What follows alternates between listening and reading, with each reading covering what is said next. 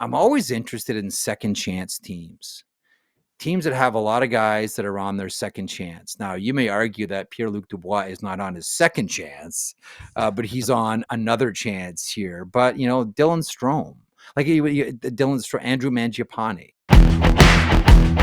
You mentioned vibes, and Yep. I want to talk about Spencer Carbery because I think we all Sure. agree he is the coach of the year. He's the Jack Adams winner. Yet, I feel that sneakily, what is going on right now and what has been going on for the last 3 or 4 weeks is Yep. ultimately going to tell us just how good a coach he was this season, because the Capitals will go into the playoffs as the 1 seed in their division, having kind of, we'll say, pissed away an opportunity to win the President's Trophy. And I don't know if the laissez-faire mentality that they've had for a little bit, as they have lost games and not cared, comes from a coach who knows his group and knows this is a roster of players who respectfully, thinking and overthinking is probably not this group's strong suit. I'm going to let it be chill as we ride into the playoffs. And maybe that's better for them than for me to be really bearing down on them and giving them hell as they prepare for the playoffs. Do you think that, do you agree with that assessment that maybe this is a coach who knows his group and thinks, you know what? It is best for us to be maybe a little extra chill and not worried as we struggle. There's about, and it'll be different for every person, but about 18 inches between a pat on the back and a kick in the ass. Right? And coaches know when to pat the back and kick the ass. Well, the good ones do, right? Like there are a lot of coaches that know when it's a good time for them to stop talking and let someone else be the voice, because you know what, the guys are done with me here. They don't need to hear my voice. Let's have one of the assistants, become the voice of the team. Like I honestly, like I'm with you, Bean. Like I think that one of the hardest things to do as a coach is not the X's and the O's. These guys are all smart. These guys all know how to do it. Like there's that baseline, okay, of understanding the game. But really, you're dealing with, like, you're juggling 23 relationships, and you're juggling the mood of a team, and you're juggling the vibe of the team. And as much as, like, I just used Scotty Bowman as an example a couple of seconds ago. It's like the NHL world is so much different now. Like the old saying about Bowman was, 364 days of the year, all the guys hated Scotty Bowman. And then on day 365, they got their rings. And that was just the way it was. Like that was the relationship. You didn't have to like your coach, and your coach didn't have to like you. You were just there to do business. Now it's 23 guys and 23 Ubers. Now it's 23 guys and 23 agent phone calls after the game. Like it's all different. And I've always felt that one of the hardest things for coaches to do is to tap into where the room's at. Now, a lot of it you have to rely on your leadership group, and they'll come to you and say, like, you know what, the guys could use a day off. Hey, you know what, we secured this spot. We did all this work. Like, it's time to take the foot off the gas here. Or maybe, like, let Mitch Love, handle this one. Carbs maybe back up a little bit. One, you have to be able to, as a head coach, swallow some pride and say that's the right thing to do here in this situation. And I get that sense from Carbury. Like he's a new school coach. He's really smart, really well thought of. There were other teams that at various times either interviewed, considered, were close to, I don't know how to describe it to you guys, tried to bring in or have conversations with, or try to, dip their beak in the fountain of bringing in Spencer Carbery. Like he's been well thought of for a long time around the league. No one thought he was going to be an assistant for a long time in the NHL. And I do think that he's that thumb on the pulse kind of guy for the Washington Capitals. And I think he knows when to keep it light. I think he knows when to be serious. And the one thing that we know about him, and he does, like, weekly radio hits, and you guys have spoken to him before, I'm certain. He's a great communicator. Like as far as like he is like John Cooper is a gift as a coach to media. So is Spencer Carbery. Like he has a way of making something that is super complicated seem super easy. And I think that's one of the main skill sets of new school coaches, because so many of these relationships are all different. And being able to pull it all together and know when to back off and when to say to the guys, 82 games is a lot. You don't need to hear me barking for 82 of them. I think that's a real skill. And again, like Matt, to me, the skill set of communication is maybe the most important one, because we all the coaches have the baseline, the X's and O's. So where do you stand on the Capitals? Because you mentioned earlier, like the benefit of maybe kind of going in dumb in terms of playoff hockey, and there's like there's a large part of that around this Caps group Yeah, because they haven't done it together as a group. yeah. But there's also like plenty of logical reasons to either doubt or question their chances heading into the playoffs, and Vegas is doing just that, despite them being one of the better teams in the league all year long. So, like, where do you kind of land on assessing their chances? Here's what I like about this Caps group. Well, first of all, when you talk about, like, being, dumb and just going along with it, that was the 2010 Washington Capitals, right? Like they were dumb, but they were like arrogantly dumb. Remember, it was that first round series against the Montreal Canadiens, and there were people saying, I remember being on a panel on Hockey Night with PJ Stock, and he's like, "It's going to be Capitals in 3. Like Montreal's not even going to come out for the fourth game. Like this was going to be like the ultimate 2-foot putt." Here's the thing I like about the Capitals.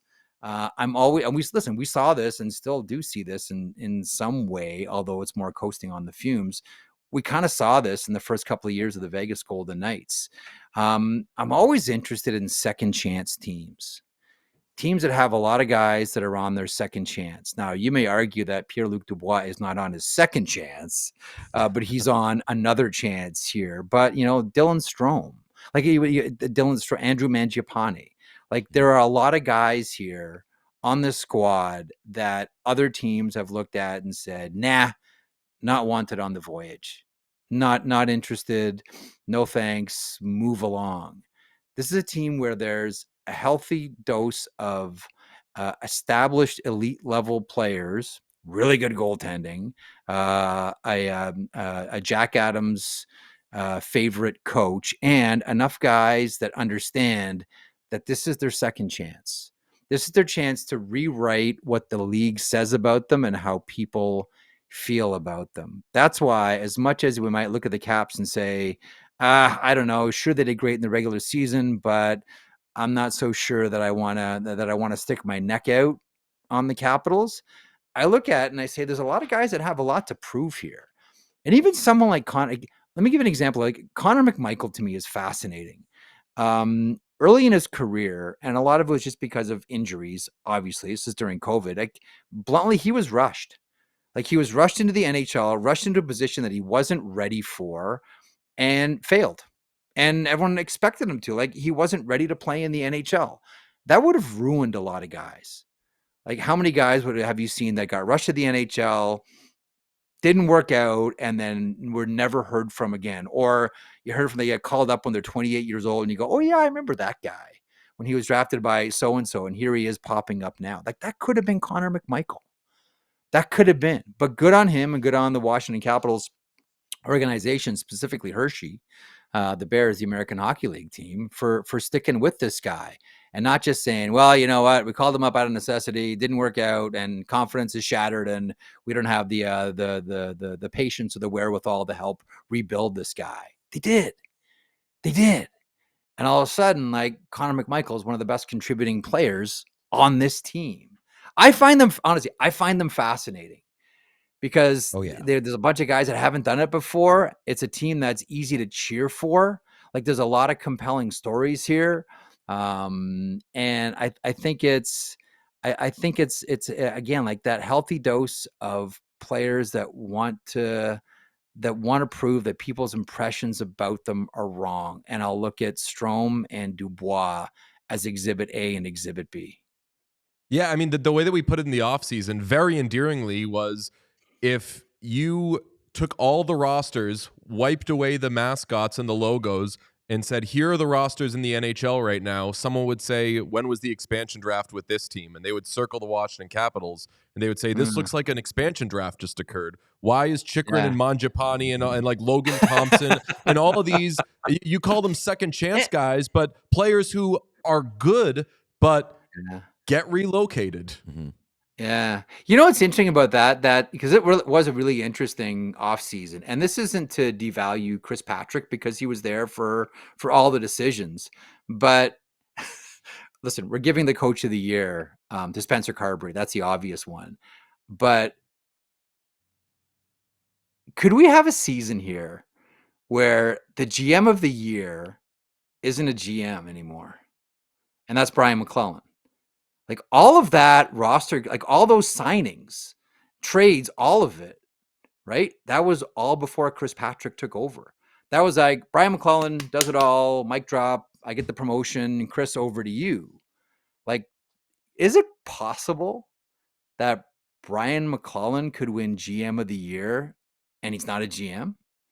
So I don't know if it's like this is like the early season Joseph Wall question about is a Dallas Maple Leafs Stanley Cup final possible? And he was like, I don't know if you're asking me this literally or what, but the answer should be yes. You should be allowed to win because if it was for the roster construction, although if people will say, well, it's a year-long award and whatever happens at the deadline, but like they didn't need to do a ton at the deadline because they were so well constructed. They're done going into the season. They were good. Yeah, they were done. And like I'll tell you what, and here's the credit to Chris Patrick through all this. Let me throw him one here too. Normally when you take over as a general manager, what's your first instinct? I have to do something, right? I got to show that I'm a general manager. I've got to do something, damn it. But honestly, sometimes the smartest thing to do is just nothing. And just say like, you know what? I'm going to keep my ego aside and I'm going to keep my hands off this thing right now because it's going great. And we want to keep it this way. Like, I'm sure Chris Patrick's no different than other managers when they take a job.